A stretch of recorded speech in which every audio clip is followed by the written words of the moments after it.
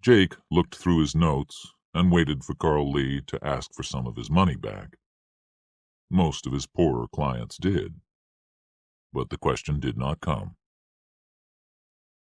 "Anything you want to ask, Carl Lee?" "Yes. What can I say tomorrow when I see the judge?" "Carl Lee, for the moment, you don't say anything. Remember, you paid me to do the talking." On the Sunday morning, others were thinking about Carl Lee Haley and his family. At black churches all over Clanton, the buckets and baskets and plates were passed and repassed and left at the front doors to collect money for the Haley family. The people who had come to pray were asked to give generously to support Carl Lee and his family. The Reverend Ollie Agee had organized the collection in his church and other churches across town. He was very pleased that the black people of Clanton were giving so much. Another 2 Sundays like this, and the churches would be able to start a strong movement against the nigger haters of Ford County. There might even be enough money to pay for a new Cadillac for some valuable church workers, like the Reverend Ollie Agee. Carl Lee Haley gave the blacks really good reasons to work together. Jake soon discovered that Carl Lee was not the only one with problems. The Ku Klux Klan had decided that it was time to show him their feelings about nigger-loving lawyers. Several hours before the sun rose on Monday morning, 3 Klan members put up a wooden cross in the front yard of Jake's house on Adams Street and set fire to it. It was a warning.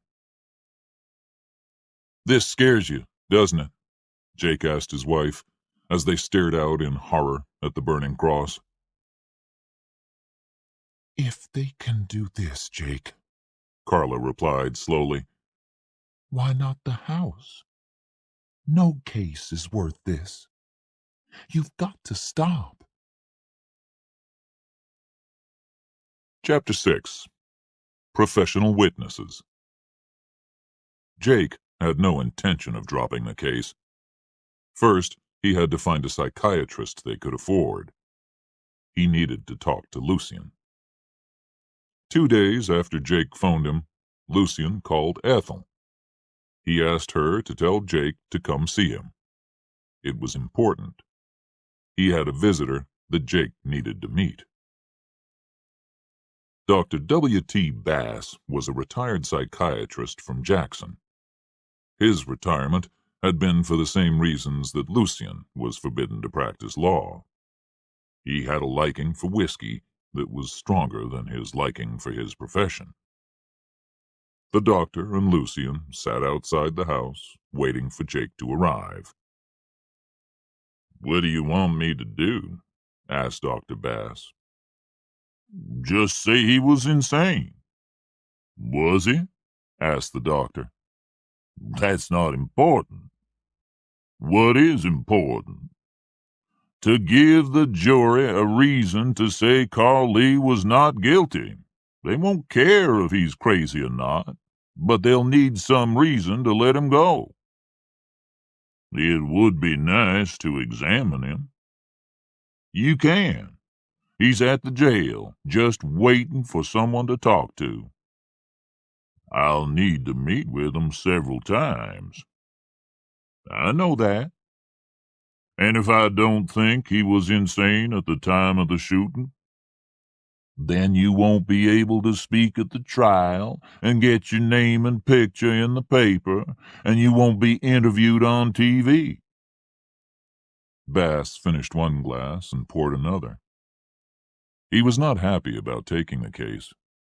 He didn't practice now, and he was frightened of making a fool of himself. He knew his weaknesses. "What about this?" He waved his drink at Lucien. "You shouldn't drink so much," Lucien replied, keeping the smile off his face with difficulty. The doctor dropped his drink and exploded in laughter. He rolled out of his chair, holding his stomach, helpless with laughter. "And now you're drunk," Lucian said, as he went into the house for another bottle. When Jake arrived an hour later, Lucian and the doctor were asleep. Jake walked up the steps to the house and woke Lucian. "Jake, my boy, how are you?" "Fine, Lucian. I see you're doing quite well." He looked at the empty bottle, and one not quite empty. "I wanted you to meet a man," Lucian said, trying to sit up straight. "Who is he?" "Our psychiatrist, Dr. Bass from Jackson. A good friend. He'll help us with Haley." "Is he a good psychiatrist?" "The best. We've worked together on several insanity cases. He drinks like a fish, but never during a trial." "That's comforting." "He wants to meet Haley as soon as possible. Tomorrow, if he can." The one problem today was that no one could wake Dr. Bass to arrange the meeting. Jake walked down the steps toward his car, listening to his former boss laugh and curse and throw pieces of ice at Dr. W. T. Bass, psychiatrist, witness for the defense. Deputy Dwayne Looney left the hospital that afternoon and drove his wife and 3 children to the jail, where the sheriff, the other deputies, and a few friends waited with a cake and small gifts. He would continue to work in the office and would keep his uniform and full salary. 2 days later, Carl Lee Haley was taken to meet Dr. Wilbert Roadheaver, the head psychiatrist at the state hospital. Dr. Roadheaver had been appointed by the prosecutor to see if Carl Lee had been insane or not when he killed the men who raped his daughter and accidentally shot Deputy Looney. Chapter 7. Problems for Jake. Several legal steps were still needed before Carl Lee's trial. First, Jake had to ask for the trial to be moved to another part of the state. Although he did not win this argument, he felt okay. He did a good job in court and looked a lot better than Rufus Buckley, the prosecutor. The problem was that the judge then decided that there was too much publicity about the case and told both lawyers they had to stop talking to journalists. He did not want the trial to be held in the newspapers and on TV. Outside the courthouse, it hurt to say no to the reporters. They followed Jake across Washington Street, where he excused himself with a "no comment" and escaped into his office. The loss of publicity hurt even more when Ethel came in to tell him the firm had big money problems. Since the start of the Haley case, he had seen no other clients and had not been chasing those who had failed to pay him. "Look at these," she said, waving a handful of bills under his nose. $4,000. How am I supposed to pay these?" "How much is in the bank?" $1,900. Nothing came in this morning." "Nothing?" "Not a penny." After Ethel had complained for another 5 minutes about how this case was ruining the business, Jake lost his temper. "Shut up, Ethel. Just shut up. If you can't take the pressure, then leave. If you can't keep your mouth shut, then you're fired." "You'd like to fire me, wouldn't you?" "Maybe I would. I don't care at the moment." She was a strong, hard woman. 14 years with Lucian had done that to her, but at the moment she was clearly very unhappy. "I'm sorry," she said. "I'm just worried." "Worried about what?" "Me and Bud." "What's wrong with Bud?" He's a very sick man. I know that. His blood pressure is getting worse, especially after the phone calls. He's scared. We're both scared. How many phone calls? Several. They threaten to burn our house or blow it up. They always tell us they know where we live, and if Haley goes free, then they'll burn it down while we're asleep. Jake found it difficult to be sympathetic to Ethel. There were other things on his mind. His wife wanted him to drop this case. He knew that the bank would not lend him any more money. The Ku Klux Klan were threatening both him and his secretary. And now he could not talk to the newspapers and get the publicity he needed so badly. The Ford County Ku Klux Klan had its first meeting at midnight on Thursday, July 11th, in a field in a forest somewhere in the northern part of the county. The 6 new members stood nervously in front of the enormous burning cross and repeated strange words after the leader. An armed guard stood quietly down the road, sometimes looking at the ceremony, but mainly watching for uninvited guests. There were none. At exactly midnight, the 6 fell to their knees and closed their eyes as white cloths were placed over their heads. They were Klansmen now, these 6, and among them was Freddie Cobb, brother of the dead rapist. A few hours later, Pirtle, the deputy on night duty at the sheriff's office, received a phone call. The caller did not give a name, but he said that the Klan was planning to blow up Jake Briggance's house that night. Pirtle woke the sheriff, and within 10 minutes of the call, Ozzie Walls and 2 deputies were outside Jake's house. They checked that there was no one around, then Ozzie pressed the doorbell. The wooden door opened, and Jake looked out at the sheriff. He was wearing a nightshirt that fell just below his knees, and he held a loaded gun in his right hand. "What is it, Ozzie?" he asked. "Can I come in?" "Yes.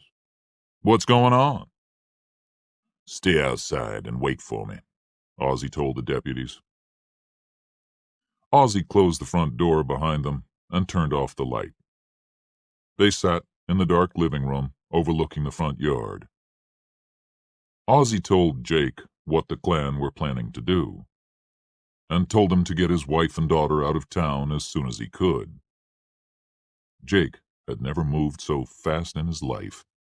Within 15 minutes, Carla and their daughter were in the car and driving to a neighbor's house.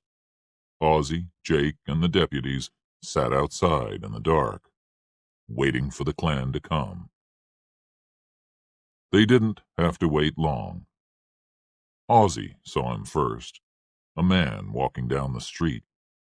In his hand, he carried a box, a suitcase of some sort. Ozzie took out his handgun and stick and watched the man walk directly toward him. Suddenly, the figure ran across the yard next door and to the side of Jake's house. He carefully laid the small suitcase under Jake's bedroom window. As he turned to run, Ozzie's police stick crashed across the side of his head, tearing his right ear into 2 pieces. He screamed and fell to the ground. "What's your name?" Ozzie demanded. The man said nothing. "I asked you a question," Ozzie said. Pirtle and Nesbit stood beside him, guns ready, too frightened to speak or move. "I ain't speaking," came the reply. Ozzie raised the stick high over his head and brought it down on the man's right ankle. They could all hear the bone crack. He screamed, and Ozzie kicked him in the face. He fell backward, and his head hit the side of the house. Jake looked at the suitcase and then put his ear next to it. He jumped back. "It's ticking," he said weakly. Ozzy bent over the man and laid the police stick softly against his nose. I've got one more question before I break every bone in your body. What's in the case? No answer. Ozzy pulled back the stick and broke the man's other ankle. What's in the case? He shouted. Dynamite, Came the reply. Ozzy tied the man to a gas pipe next to the window. He carefully lifted the suitcase by the handle and placed it neatly between the man's broken legs. Ozzy kicked both legs to spread them. Ozzy, the deputies, and Jake backed away slowly and watched him. The man began to cry. I don't know how to stop it, He said. You'd better learn fast, Jake said. Give me some light, and I need both hands, He said. Try it with one, Ozzy said. They waited on the other side of the street, saying little, listening for any unusual noise. After about 15 minutes, the man shouted, and they ran back across the front yard. The empty suitcase had been thrown a few feet away. Next to the man was a neat pile of 12 sticks of dynamite. Between his legs was a large, round-faced clock with wires connected to it. Ozzy bent down and removed the clock and the wires. He did not touch the dynamite. Where are your friends? No answer. He took out his stick again and moved closer to the man. I'm gonna start breaking bones one at a time. You'd better start talking. Now, where are your friends? No answer. Ozzy stood and quickly looked around, not at Jake and the deputies, but at the house next door. Seeing nothing, he raised the stick. The man's left arm was still tied to the gas pipe, and Ozzy hit him just above the elbow. The man screamed and pulled to the left. Jake almost felt sorry for him. Where are they? Ozzy demanded. No answer. Jake turned his head as the sheriff hit the man again. Where are they? No answer. Ozzy raised the stick. Stop! Please stop! The man shouted. Where are they? Down that way, about 2 streets. Get the cars, Ozzy ordered. 2 hours later, Jake was in the sheriff's office. His wife and daughter were already on a plane to the town where Carla's parents lived, 500 miles away.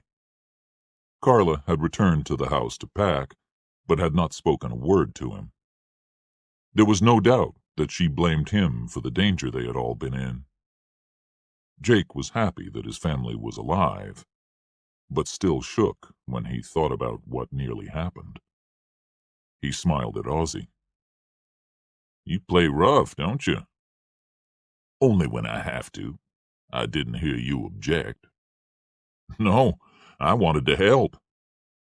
What about his friend? We found him sleeping in a red pickup about a half a mile from your house. Where is he? Hospital. Same room as the other. My God, Ozzy, did you break his legs too? Jake, my friend, he did not cooperate with the police. We had to encourage him. Chapter 8. The Research Assistant. After talking with Ozzy Walls, Jake went to Lucien's house. He was lonely and unhappy. He had financial problems. His wife and child had gone. He had not slept for 24 hours. When Lucien offered him a beer, he drank it quickly and accepted another and then another. By the end of the afternoon, he was drunk.